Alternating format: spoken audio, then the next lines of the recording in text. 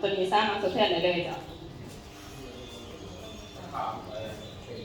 ตัวนี้ได้1 เฮกตาร์เนาะสามารถใส่ได้1 เฮกตาร์ตัวนี้ราคาปกติเนาะเขาจะขายกันอยู่หลัง950,000เนาะแต่มื้อนี้เพียงแต่990,000กีบจ้ะตัวนี้เพราะว่ามันทดแทนได้ปุ๋ย6 กระสอบเนาะมันทดแทนได้ปุ๋ย6 กระสอบถ้าเขาเสียบใช้กับปุ๋ย6 กระสอบนี่จ้ะที่ว่าตัวนี้มันจะถือกว่าเพราะว่ามันใส่ใน1 เฮกตาร์เนาะมันจะฟื้นฟูดีกันพอตัวนี้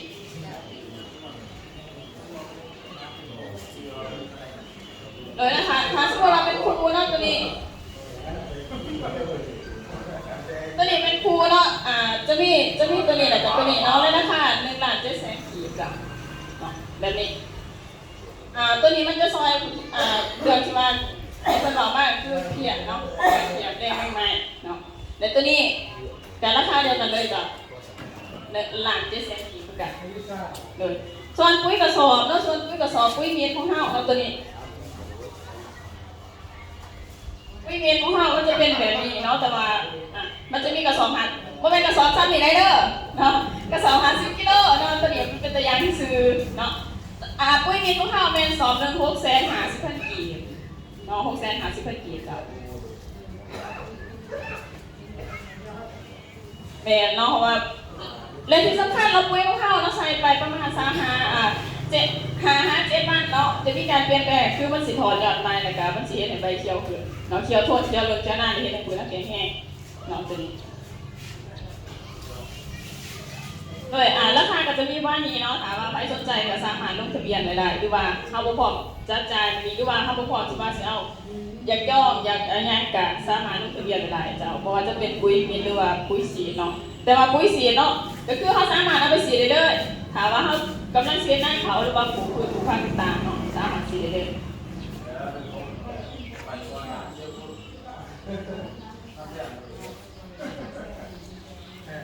เลยผมเป็นยางจ้ะผมเป็นยางตัวเพราะว่าปุ๋ยของเฮาบ่เสียคุณเนาะบัดตาบ่ไปตากแดดไว้ซื่อคอหามอย่างเดียวคอรับนี่ผมว่ารับพี่หมดเลยคอหามอย่างเดียวของปุ๋ยเฮาเนาะก็คือเมื่อเฮาใส่บ่เบิดเนาะเฮาก็สามารถเก็บไปในโฮมเนาะบ่ให้มันตากแดดถ้าตากแดดบ่ว่าจะเป็นปุ๋ยเฮาหรือว่าปุ๋ยอื่นๆก็เสียคุณภาพไปเบิดเนาะเพราะว่ามันจะละลายไปในอากาศคือก็ต้องเฮาบานปุ๋ยนี่แหละเนาะเฮาบานปุ๋ยคือกันกับเขตกาแฟมันซะอยากให้มันได้ผลเข้าตรงบานก็คือเฮาบานปั๊บนะก่อนมันจะใส่เฮาจะขุดก่อนนั่นก็บานปุ๋ยเฮาใส่แล้วก็จะเอาดินถมนั่นคือมันจะบ่ระเหยออกไปนำอากาศเนาะวิธีการใส่ที่ถูกต้องมันเฮาใส่กับต้นไม้ต้นนั้นด้วยกันเลยใส่กับต้นม่วงต้นหยังก็แล้วแต่เนาะที่ว่าเฮาต้องการให้มันงามต้นไม้ให้มันเอาใส่ปั๊บวิธีก่อนมันจะใส่เฮาต้องมาขุดก่อนเนาะก็คือเฮาเวลาเฮากินข้าวนี่แหละเนาะเฮากินเฮาอิ่มเนาะว่าเวลาเฮาอยากกินอีกเวลาเฮาหิวเฮาก็ยังมากินได้ปุ๋ยก็คือกันเนาะเวลาเฮาบานไปเนาะเฮาใส่ถูกต้องตามหลักการมันก็คือเฮาขุดก่อนเฮาบานปุ๋ยเฮาดินถมมันจะได้ผล100%เลยมันจะบ่ระเหยตามอากาศถามว่าเฮาใส่กับต้นไหมถามว่าเฮาใส่กับไผกับหน้าได้บ่มีหน้าถามได้เด้อถามนำฝ่ายการตลาดเท่าใดเนาะผมว่าจะเป็นปุ๋ยเม็ดปุ๋ยหน้าเนาะวิธีการใส่นี่ก็ต่างกันสามารถถามได้เด้อในชาวบ้านกินมื้อละคนซ่อมก่อนเนาะเพราะว่าเพื่อปรั๊บให้มันเข้ากับร่างกายเฮาเป็นสมุนไพรเฮากินน้ำเกลือได้ก็ได้น้ำเกลือได้ก็ได้จับได้เลยเพราะว่าคือในที่นี้เฮาไปปุ๋ยต้องสามารถทำได้นะจะได้แล้วการวิธีเพิ่นจะรับผิดชอบนี่คือฝ่ายการตลาดเฮาเนี่ยเนาะคือ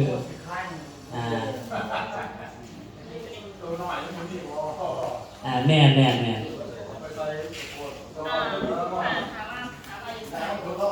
ปุ๋ยเพราะว่ามันใส่ได้กับทุกพืชเนาะ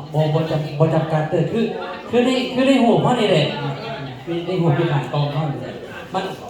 ตัวนี้บ่แม่นเป็นน้ำด้วยกันบ่ลอยมันจะใส่บ่เปลืองเนาะตัวนี้มันจะเป็นหัวเสือนำเข้าจากประเทศอิสราเอลเนาะจะใส่เพียงแต่3-5 ซีซีต่อน้ำเช้านี่ใส่บ่เปลืองตัวนี้สามารถถ้าว่าใส่กับหน้าเขามันจะใส่ได้อยู่8 เฮกตาร์ บ่แม่นข้อห้ามให้เข้าใจมานาโนเนาะนาโนมันจะเป็นนวัตกรรมใหม่มันจะเปื่อยไว้มันจะเป็นขาดอาหารพิเศษมันจะมีนาโนด้วยกันแต่ว่าตัวนั้นมันจะบอกเป็นเก่ากับนาโนปุ๋ยพ่อเนี่ยมันเก่ากับเสียนาโนแล้วมันเป็นนาโนเลยถ้ามานาโนมันเป็นปุ๋ยนวัตกรรมใหม่มันให้สารอาหารละลายไว้แล้วก็ให้คนไว้ที่สุดคือปุ๋ยมีเท่านี้แหละมันจะให้ผลภายใน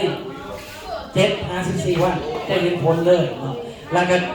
คือปุ๋ยพ่อเนี่ยมันจะอยู่ในรถคือเป็นยังจะขายเดี๋ยวนี้อยู่ทั้งปากซองเนาะเพราะว่าอายุการของปุ๋ยเฮามันจะอยู่ใน120 วันต่อการบ้าน1ครั้ง120 วันมันจะถึงอยู่จักเดือนตัวนี้เก่าเกษตรนาโน่ตัวนาโน่ซื่อมันจะเป็นปุ๋ยนวัตกรรมใหม่เข้ามานาโน่มันจะมีอนุมูลที่ว่าน้อยที่สุดบนสามารถแนบโดยตาเปล่าได้มันจะได้คนไปที่สุดเข้ามานะครับสามารถสร้างจองได้เด้อยกตัวอย่างว่าเขาเห็นหน้าพี่เนาะเขาสร้างจองน้ำเพิ่นได้เพิ่นจะมาส่งให้กับพี่กับเพื่อนเลยในราคานี่แหละราคาที่เพิ่น650,000ต่อกระสอบเลยได้เพราะว่าทีมงานเขาจะลงมาติดตามเลยนี่คือเพิ่นนี่จะหาพิสอบอยู่นี่หาพิสอบในเขตนี่อยู่จะมีอยู่2ทางจะเป็นดาบ้านที่ขายการตลาดทั้งนี้แล้วก็มีทางก้องแก้ว2ทางที่บางที่สอบอยู่ในเขตนี้แม่นสามารถติดต่อนำเพิ่นได้ถ้าว่าเขาต้องการเนาะโดยนี่เอาเบอร์ต้นนี้ก็ได้เนาะมีเบิร์ดเนาะเขามีช่องทางติดต่อได้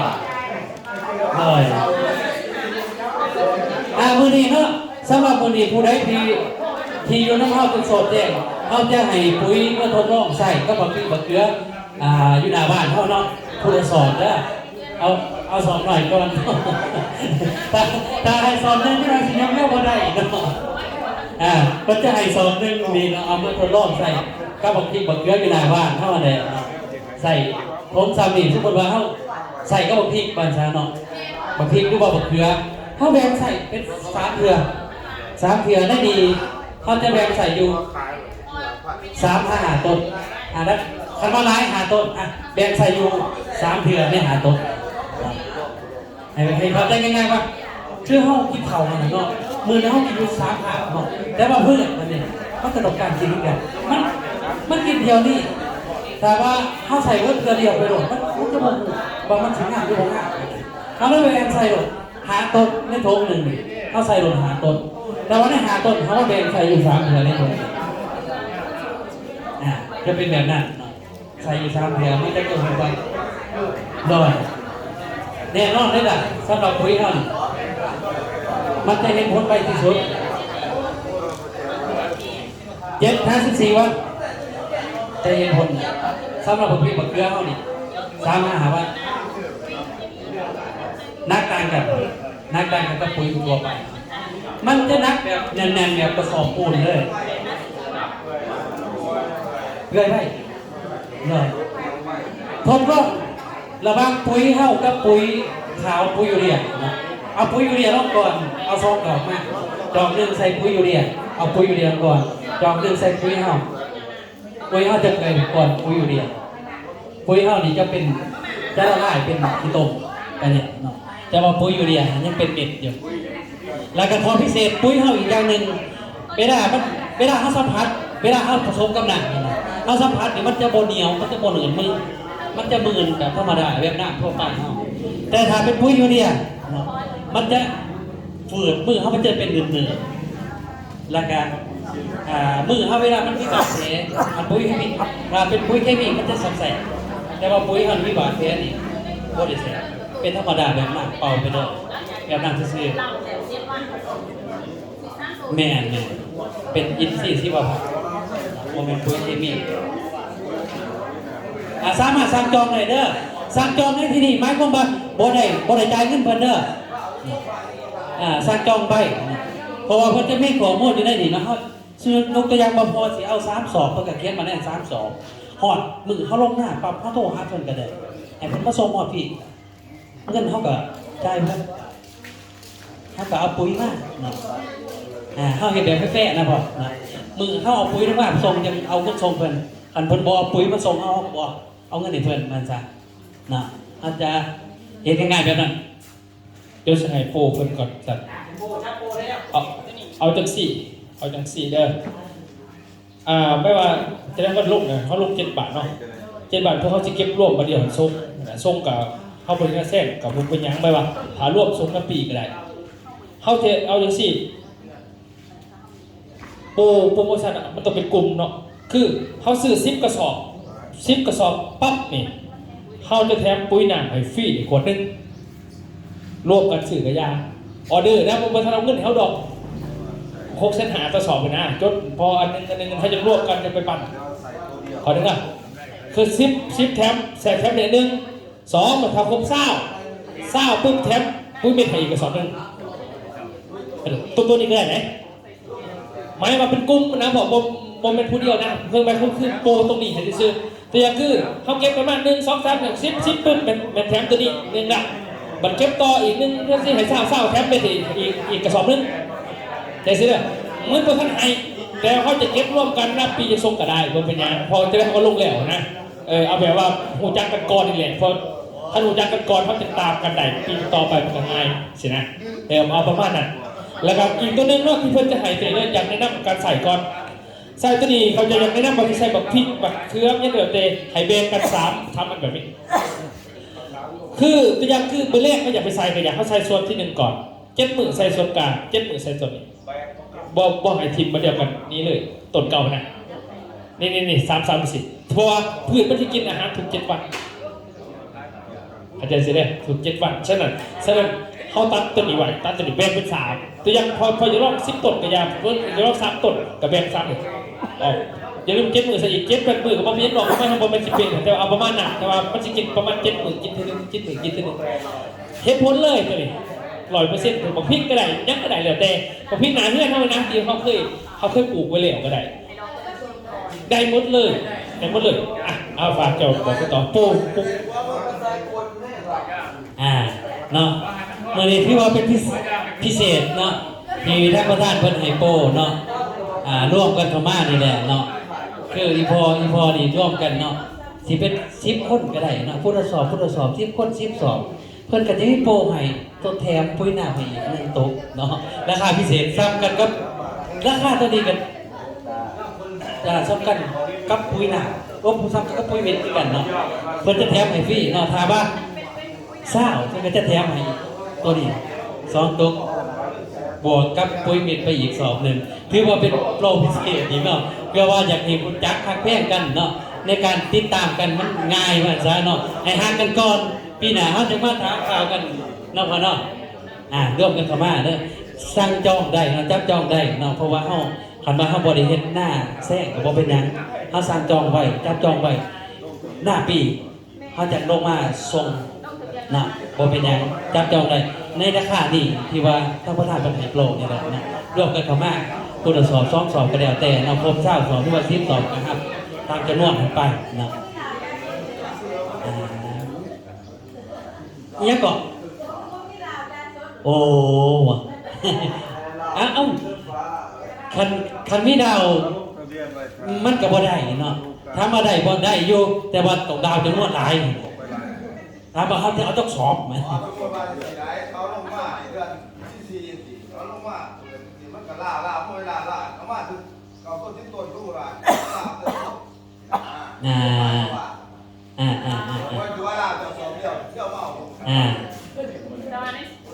ถามว่า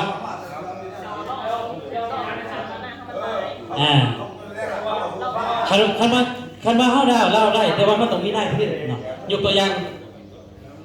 มันเป็น4เนาะเดี๋ยวฟังก็คือคนที่เขาลงแต่ละบริษัทเนี่ยมันบ่แม่นเจ้าของลงเองดิก็คือกันคันเจ้าของลงเองนี่มันผิดกฎหมาย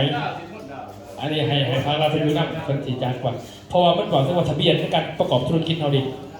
มันเป็นสัตว์เอาวางซีซ่าถ้าเขาต้องหาบางเขาเปิดตลาดเขาจะหาด้วยทุนของสุขุมานี่เป็นคนขึ้นมาจะมีดอกแต่ละบอลก็เป็นแบบเราบอกเขาเป็นทุกเมืองเราบอกเขาเป็นกับเป็นทุกเมืองเขาหาด้วยทุนเปิดด้วยทุนเขาเช็คเขาเองเพราะว่าเขาเป็นคนธุรกิจเขาดิ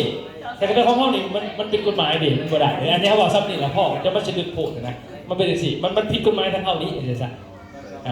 โอเคโอเคให้เข้าใจนั่นน่ะเข้าใจกันเต็มที่แล้วครับเต็มที่แล้วใช่ป่ะมันขาดกฎหมายประมาณนั้น แม่เนาะก็คือถามว่าเขาจะปล่อยให้เราคือบริษัทเขามันจะบอกเรื่องนิติกรรมทางด้านกฎหมายมันจะผิดของการค้าเพื่อนเนาะแต่ว่าวันได้ถามว่าคืออยู่ในบ้านเท่าบ้านซะคืออีพอหรือว่าอีพอนี่เป็นตัวแทนเฮาเรามีเงินทุนไปเอาลงมาให้ชาวบ้านเฮาดาวได้เนาะแต่ว่าในนามบริษัทเองมันจะให้ดาวบ่ได้คือทางท่านประธานเป็นบ้านเนาะคือเขามาให้ดาวมันจะบ่แม่นบริษัทลงมาเองนะถ้าบริษัทลงมาเองเพิ่นจะบ่อนุญาตคือว่าเราให้อยู่นะว่าจะสอนแจ้งแค่แก้วสุดท้ายเอาดิย้ายเพิ่นเด้อมันเพิ่นสิเนี่ยมีผู้ใดอยากจับจองไปบ่สอบละ650,000เนาะเพิ่นให้ส่งหอดเงินเด้อเฮาบ่ต้องย่อนะเพิ่นเพิ่นมาส่งหอดหน้าบ้านเด้อสามารถสั่งจองได้ในราคานี้เด้อโดย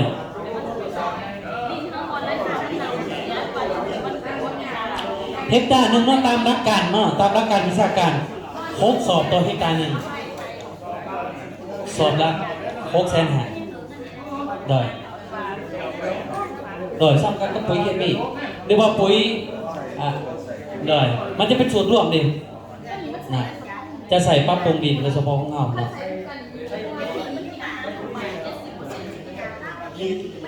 ถ้าว่าเขาต้องที่จริงเนี่ยเนาะถ้าถึงต้องตามรับวิชาการเขาใส่ปุ๋ยเม็ดไปปรับปรุงดินแล้วก็ใส่ปุ๋ยหนามน้ำที่ตามน้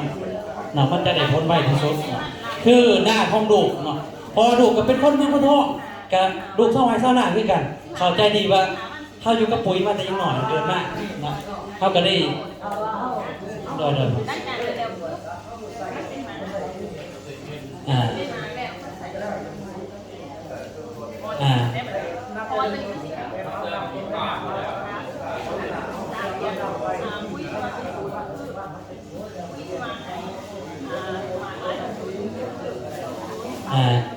ก็ได้ขึ้นกันบอกก็ได้ขึ้นกันแต่ว่าที่จริงแล้วเนาะที่จริงแล้วถ้าว่าเฮาอยากใส่ให้มันได้ผลที่สุดก็คือเฮาใส่ปุ๋ยเม็ดไปก่อนเนาะยกตัวอย่างก็คือเฮาใส่ปุ๋ยสมมุติว่าเฮาเฮ็ดหน้าเฮกตาร์นึงเนาะถ้าเอา3 ศอกก็พอเนาะเอา3 ศอกเดี๋ยวสรุปสุดฟังสินะตามหลักของวิชาการเนาะว่าจะเป็นปุ๋ยเคมีไม่ได้งั้นก็แล้วแต่เขาจะหายโดยกระสอบ1 ไร่กระสอบ1 ไร่บานนี้เฮกตาร์นึงมันมี6 ไร่กับ1 งานแต่สำหรับจะ6 กระสอบสำหรับปุ๋ยเคมีนะเพราะบานนี้ปุ๋ยของเรามันลดจังไหนตัวอย่างคือพอจะใส่ปุ๋ยเนี่ยจะเพราะว่าเขาเช่าเฮกตาร์นึง6 กระสอบคนละ6 กระสอบพอกับซื้อเป็นเม็ดเป็น4ซื้อเป็นสุด1มันก็อยู่ใน6 กระสอบมันก็จะเพิ่นพ่อไปถามว่าไปยังคือว่าเม็ดนั้นเพราะว่าเม็ดมันจะเก็บดินมันเก็บดินแต่ถ้าทั้งใบเนี่ยมันจะหายใจอาหารอย่างเดียวเลยแต่มันจะบอกหายดินโดยเป็นปรับปรุงดินไม่ได้ลักษณะว่ามันจะประหยัดปุ๋ยเม็ดลงเลยนะเอาแต่4เอาตัวสุด1พ่อเสียให้มันประหยัดลงตัดอีก2แต่ว่าเงินใน6 กระสอบอะไรเอามาดิมันจะคุ้มกว่าเมน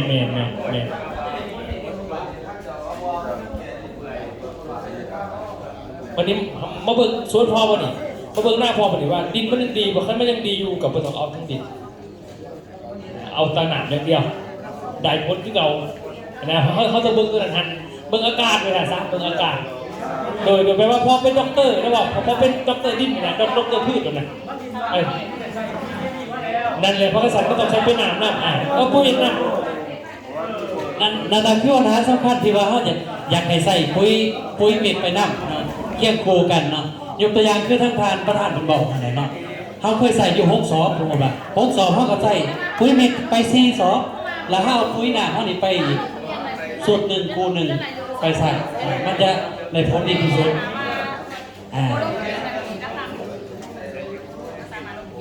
พอกระด้งใส่ก็บอกพี่บอกเคี้ยวอยู่หน้าบ้านนั่นแหละ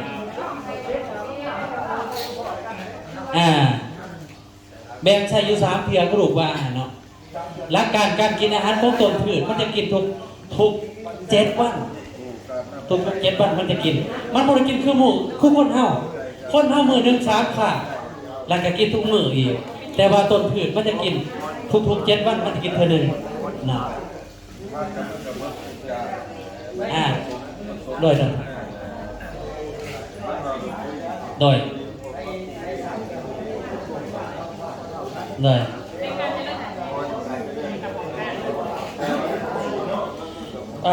ิเป็นปุ๋ยเฮาหรือว่าปุ๋ยชนิดอื่นก็แล้วแต่เฮาบ่แนะนำให้ใส่นะโดย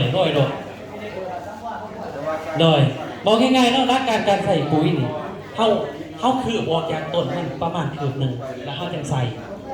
ถ้าเป็นบางทีมะเขือเฮาต้นไม้อันอื่นคือกันถ้าเป็นต้นใหญ่เนาะเฮาใส่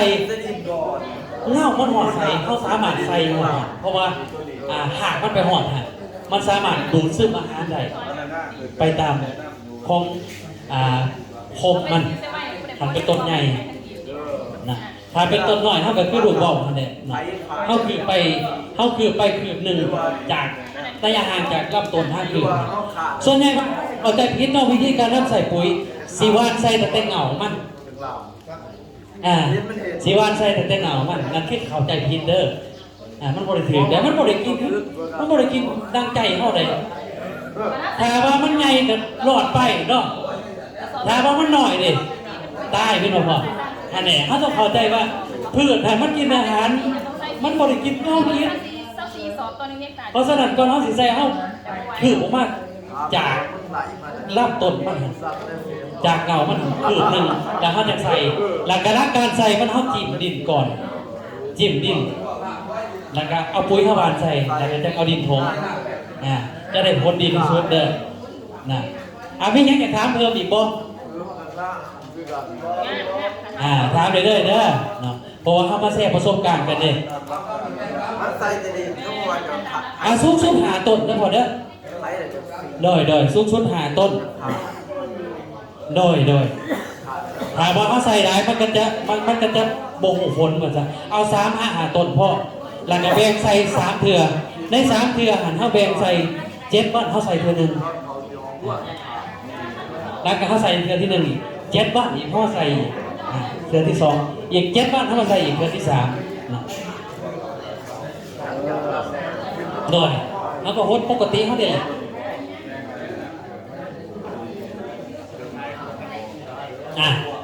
มียังอยากถามเพิ่มเติมบ่ทั้งดังเด้อีเมลเนี่ยมียังถามบ่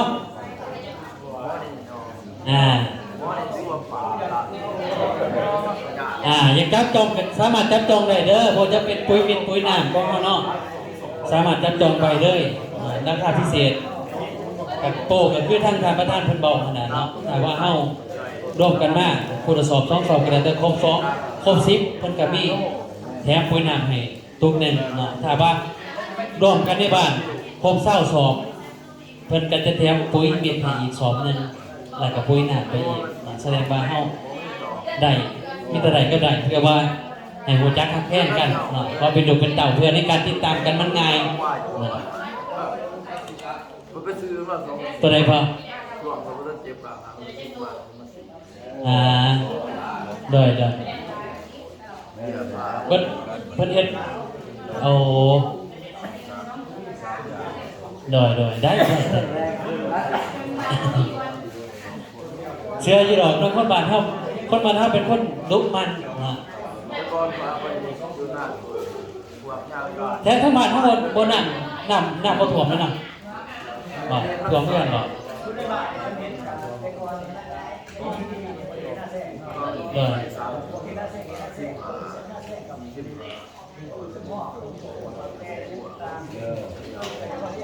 โดย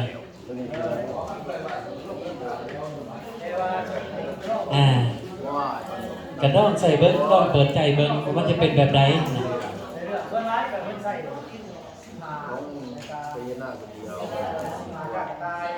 หน่อยหน่อย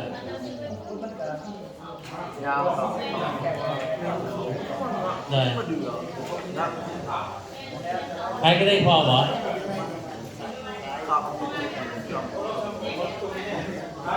ลองซ้ำจุกหนึ่งเอาซ้ำจุกหนึ่งป่ะ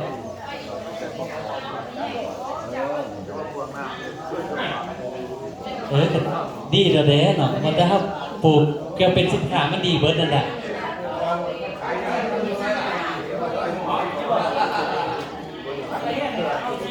แมนถ้าเป็นพื้นในยาศาสตร์เนาะเป็นบักเกลือเป็นพักเข้าใส่ปุ๋ยหน้าเพราะว่ามันจะให้พ้นไว้นะมียังถามเพิ่มเติมบ่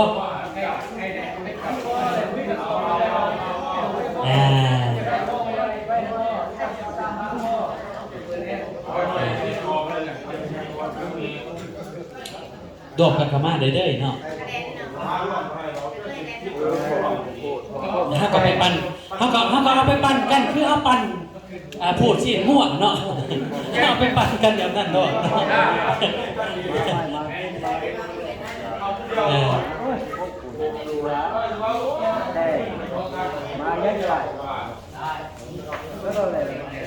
มันคนละส่วนพอส่วนของพืชเนาะเขาใส่ตามส่วนของพืชมันปุ๋ยหนักเขาคือส่วนนี้ส่วนเขาปลูกไม้นะเขาต้องการเห็นพืชเขาลำต้นจะเริ่มเติบโตไว้แล้วก็หากเดินดีเนาะแต่กิ่งงาจะดีกับเป็นตัวนี้เนาะนี่เป็นส่วนแรกนี่เป็นส่วนสองเนาะส่วนสองก็คือส่วนที่ว่าเป็นดอกเป็นดอกจุ่มๆนะครับปลูกพืชปลูกสมมติว่าเขาปลูกที่บักเกลือนะหรือว่าปลูกม่วงก็แล้วแต่เนาะเขาต้องการดอกให้ดอกมันจับเนาะส่วนที่ดอกมันจุ่มๆมันเอาใส่ตัวนี้ไปสีได้เนาะส่วนนี้จะเป็นส่วนที่ให้ดอกจับดีนะป้องกันการโดนพวกหลอกนะนะครับให้มาให้พ้นให้รสชาติเป็นมอนี่นะส่วนที่สองนะส่วนมอนี่เป็นสูตร3ใส่ได้ทุกส่วนแล้วก็ใส่ได้ปนกับทุกสูตรของปุ๋ยเฮาเนาะเพราะว่าตัวนี้จะเป็นคลายตัวชาติเนาะเป็นสูตร3ป้องกันแมงไหม้ป้องกันเชื้อราป้องกันเพี้ยป้องกันมดหมอดอย่างต่างๆที่จะลงมาเจาะเมื่อกินต้นคือต้นเขาห้องอย่างต่างๆหรือต้นไม้เฮาตัวนี้จะเป็นป้องกันเนาะเพราะมันขาเด้อเพราะว่ามันถ้ามาขาถ้าผ่านการเพิ่นจะบ่อนุญาตเขาดงพอปุ๋ยเขาทำเป็นปุ๋ยอินทรีย์เคมีมันจะบ่มีสารพิษมันจะป้องกันเป็นสารเป็นเกลือไปเชิญมียังถามเพิ่มเติมบ่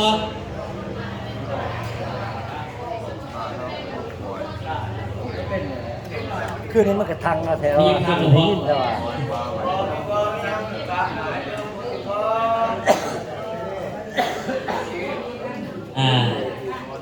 ถ้าว่าอยากจับจองกันสามารถจับจองน้ำเพิ่นได้เนาะเอาเบอร์โทรน้ำเพิ่นใบได้เนาะเรียกว่าสิจับจองทั้งเอ่ยเพียงสมัยเพิ่นก็ได้เนาะพอเพิ่นจะเป็นตัวแทนจำหน่ายในเขตนี้เนาะให้ครับที่สอบน้ำเพิ่นเนาะให้เพิ่นทำที่สอบให้กับบริษัทเฮาได้โดยใช้ในเบิดทุกชนิดครับโดยป้องกันเชื้อราป้องกันจากในเบิดพอบักกิบักเขือบักม่วงนะใส่ในเบิดทุกผ่านบักเงาะบักแงะพวกนั้นใส่ในเบิด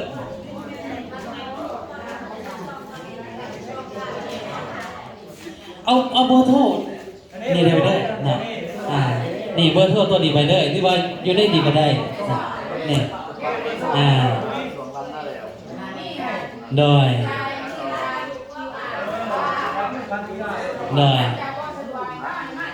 ง่ายๆสบายเดี๋ยวนี้มันทันสมัยเดียวทันสมัยมันต้องเปลี่ยนไปตามยุคสมัยมันแม่นง่ายๆนะคุณนี่ว่าจะเป็นใส่เงินกูมือนี่ง่ายๆหรอก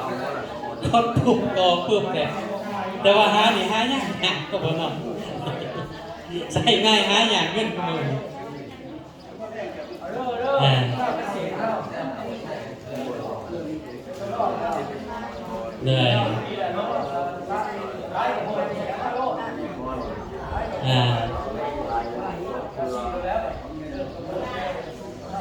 โดยแม่นที่จริงแล้วตามหลักวิชาการมันเนาะคือเฮาเฮ็ดให้เฮ็ดหน้าเฮาบอกง่ายๆคันเฮาเฮ็ดหน้าเนาะเฮาป้องกันมันจะเป็นวันที่หลังจากเฮาตกกาไปปั๊บเนาะใบมันเกิด2-3 สมัยเฮาเอาตัวนี้ไปสิป้องกันไปเลยเนาะถ้าว่าต้นรับต้นเขาห้องแข็งแห้งเพี้ยอีหยังต่างๆมันก็จะบ่ลงมากินได้นะเอาตัวนี้ไปสีดไปเด้อเอาวานปั๊บมันเกิดขึ้นมา2-3 ใบถ้าเอาปุ๋ยหนาเข้าไปสีดไปเลยส่วนใหญ่บ้านเฮาหันมีแต่ต้องการบ่ป้องกันได้มีแต่ต้องการป่วยนะคนเฮาเนาะคันคนเฮาป่วยจะเอาไปหาหมอบ่มีป้องกันไว้จักดีส่วนใหญ่คนบ้านเฮาสิเป็นแบบนั้นแม่นบ่ว่าเพราะฉะนั้นแล้วเนาะเพราะว่าจะเป็นตัวเฮาเองหรือว่าเพราะว่าจะเป็นพืชผักเองต่างๆเฮาทำมาเฮาเฮ็ดให้เฮ็ดหน้าเฮาก็ต้องการอยากให้มันดีที่สุดก็แม่นบ่ว่าเฮาป้องกันไว้แต่หัวทีมันจะดีคือกันกับเฮาหั่นแหละสมุนไพรอีกต่างๆเฮากินไปโลดพอเฮากินไปโลดสมุนไพรมันดีเบิดนั่นแหละบ่ต้องถามว่าเจ็บเป็นจะไปหาหมอบ่ต้องถามแบบนั้นทานที่ซั่นน่ะโอกาสเสี่ยงสูงเอาง่ายๆซะเพราะว่าเขาเจ็บเขาเป็นเนี่ยเขาจะไปห้องหมอมันบอกง่ายๆว่าร่างกายของเขามันใส่จักปีเนาะคืออีพอนี่จักปีเนาะพ่อ60 ปลายเนี่ยพอไปกวดจักเถื่อปีนึงเอา3 ปีพอกวดจักเถื่อเขาบริกวดเนาะแต่ต่างประเทศเขาบริคือเข้าได้ต่างประเทศเขาดิ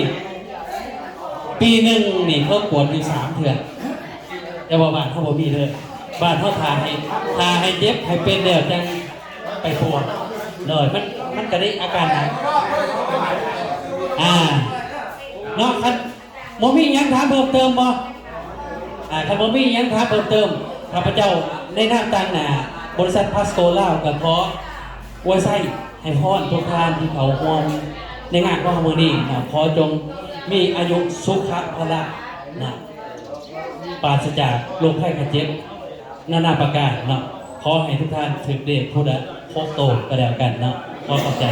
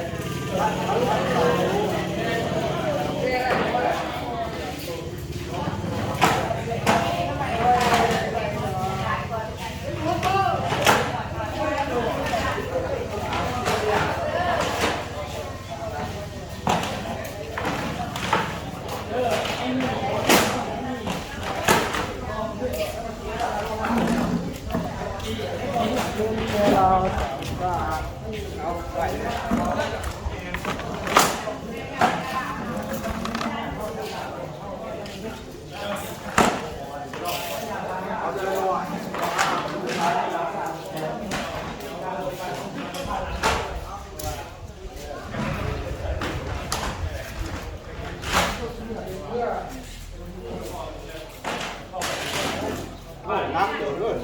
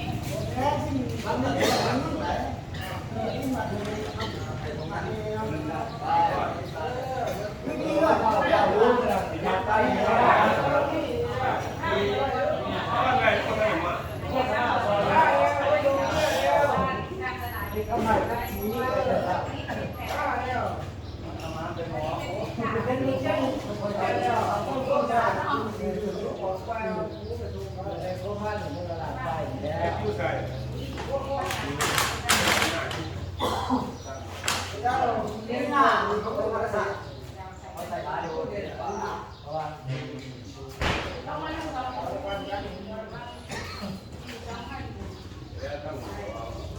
เขารับคือบอกไม่ได้มาต้องคุยว่าแต่ว่าเขาแก่ที่แล้วเกี่ยวกับอินทผลัมที่เขาเรียนอะไรแต่ว่าการเคมีพวกมันกันยิงปลาเมื่อนั้นก็หอ